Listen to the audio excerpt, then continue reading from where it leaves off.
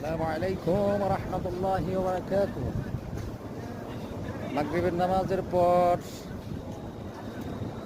মিসবালার মনোরম দৃশ্য মক্কা আল মুকাররমা বা দেখতে পাচ্ছেন আমার পিছনেই লিটন টাওয়ার। এটা হচ্ছে লিটন টাওয়ার দেখতে পাচ্ছেন। আমার পিছনেই দেখতে পাচ্ছেন বাংলাদেশ হজে বাইতুল্লাহ হাজী সাহেব এই হোটেলে আছেন। দিয়াফা মোবারক এই হোটেল হাজী সাহেব অবস্থান করছেন। খুবই সুন্দর মনোরম দৃশ্য। আলহামদুলিল্লাহ, হাজী সাহেব নামাজ আদায় করে যার যার গন্তব্যস্থলে যাচ্ছেন।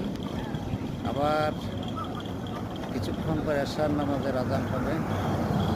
হাজী সাহেব নামাজে আসবেন। সকলকে অসংখ্য ধন্যবাদ। ভালো থাকুন।